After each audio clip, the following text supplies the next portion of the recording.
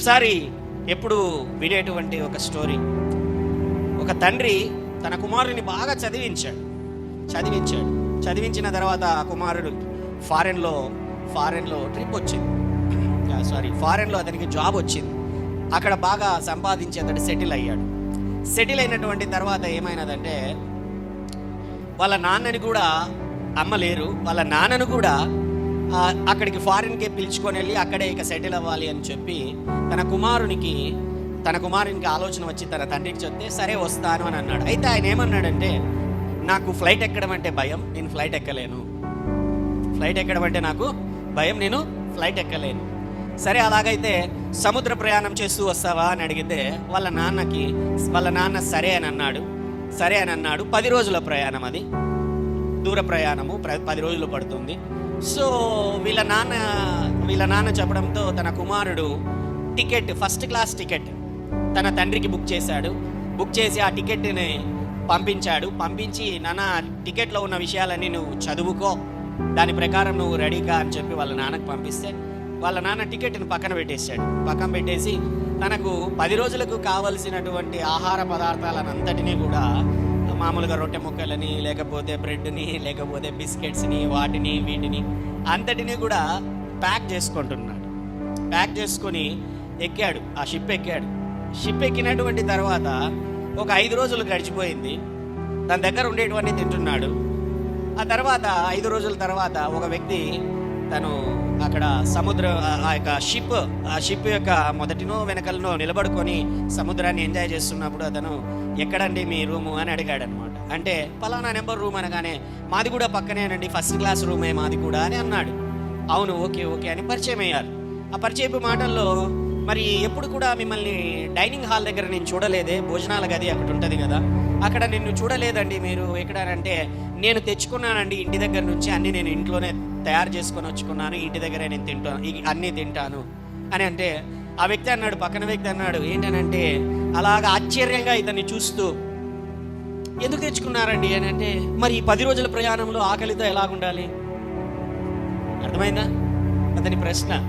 ఈ 10 రోజుల ప్రయాణంలో మీరేం తింటున్నారు, మీరేం తెచ్చుకోలేదా అని ఎదురు ప్రశ్న ఈ వ్యక్తికి వేస్తున్నాడు. ఆ వ్యక్తి అన్నాడు, ఎందుకు తెచ్చుకోవాలండి, మీ టికెట్ మీదనే ఉంటున్నది కదా, మీ టికెట్తో పాటు ఈ 10 రోజుల పాటు high class food, first class వాళ్ళకి హై క్లాస్ ఫుడ్ ఇవ్వబడుతుంది, మీరెందుకు తెచ్చుకున్నారు అనేటువంటి ప్రశ్న వేయడంతో మీ టికెట్ వెనకలే రాయబడి ఉంటుంది అని చెప్పగానే ఆ పెద్ద టికెట్లో ఓపెన్ చేస్తే మొత్తం ఫుడ్ మెనూ ఏముంటుంది, ఏం రోజు ఇస్తారు, ఎట్లాంటి హై క్లాస్ ఫుడ్ ఇస్తారు, ఏ విధంగా ఉంటుంది, వాళ్ళకు కావాల్సిన ఫుడ్ ఎంత కావాలంటే అంత, ఎప్పుడు కావాలంటే అప్పుడు, ఎంత డ్రింక్ చేయాలనుకుంటే అంత, ఎంత తినాలనుకుంటే అంత, ఏ టైంలో కాఫీ కావాలంటే ఆ టైంలో ఫస్ట్ క్లాస్ వాళ్ళకి ఇచ్చినటువంటి ఫెసిలిటీస్. ఈ 5 రోజుల పాటు ఆయన ఏం చేశాడు?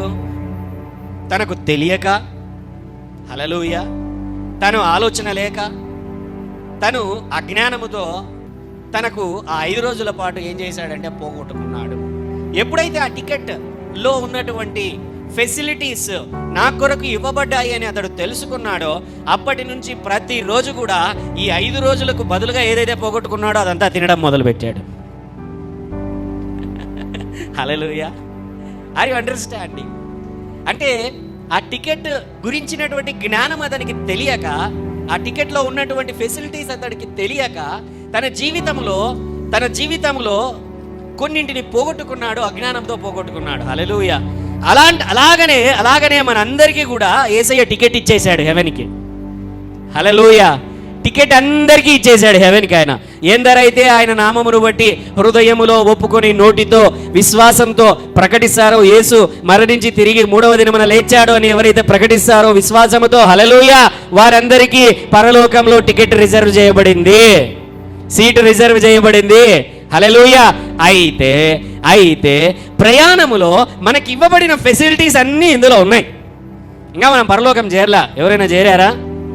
ఎవరైనా చేరితే ఈడెందుకుంటారు పరలోకం అంటారు. మనకు ఫెసిలిటీస్ ఇవ్వబడ్డాయి, మనకు ఆశీర్వాదాలు ఇవ్వబడ్డాయి, ఫలములు ఇవ్వబడ్డాయి, సమృద్ధి ఇవ్వబడింది, ఐశ్వర్యం ఇవ్వబడింది, ఆరోగ్యం ఇవ్వబడింది, నెమ్మది ఇవ్వబడింది, శాంతి ఇవ్వబడింది. ఆశీర్వాదముల చేత మనల్ని ముందుకు నడిపించడానికి దేవుడిచ్చాడు. ఎవరైతే చదివి ఇందులో ఉన్నది అర్థము చేసుకొని ఫాలో అవుతారో వారందరూ కూడా ఫలింపబడుదురు. హల్లెలూయా. పాస్టర్ గారు, నాకు రావడమే లేదండి ఆశీర్వాదాలు. బైబిల్ చదివి ప్రార్థన చేసుకొని ఆయన. హల్లెలూయా. దేవా నీ చిత్తం ఏంటో నాకు తెలియడం లేదు దేవా అని మొరపెడుతుంటున్నావా? బైబిల్ చదివి ప్రార్థన చేసుకో.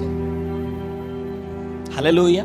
ప్రతి దానికి మన జీవితమునకు కావలసిన ప్రతి దానిని కూడా ఈ యొక్క గాడ్స్ మాన్యువల్ బుక్ ఇది. దేవుడు నా కొరకు, నీ కొరకు, మానవాళి కొరకు తయారు చేయబడినటువంటి ఈ యొక్క పుస్తకంలో ఆయన రాసి ఉంచాడు. నీకు ఏ పరిస్థితులు ఎదురైనా, ఇరుకులు ఎదురైనా, ఇబ్బందులు ఎదురైనా, అయ్యా నాకు సహాయం చెయ్యి అని నువ్వు ఆయన పైన విశ్వాసముతో నువ్వు మొరపెట్టినప్పుడు నీ మొరకు తప్పక వాగ్దానమునిచ్చి దానిని నెరవేర్చే గొప్ప దేవుని నువ్వు కలిగి ఉన్నావు. హల్లెలూయా. ఏ పరిస్థితులు వచ్చినా, ఎన్ని ఇరుకులు ఎదురైనా, ఎన్ని సంకటములు ఎదురైనా, హల్లెలూయా, నిన్ను విమోచించే దేవుడు ఆయన ఇంకా నిజముగా బ్రతికే ఉన్నాడు. నా విమోచకుడు, నీ విమోచకుడు సజీవుడై ఉన్నాడు. హల్లెలూయా. సమస్త బాధల నుండి మనము విడిపింపబడదుము గాక. విశాలమైన స్థలమునందు మనము స్థిరపరచబడదుము గాక. వాగ్దానము చేసినటువంటి వాడు తప్పక దానిని నెరవేర్చేటువంటి గొప్ప దేవుడు.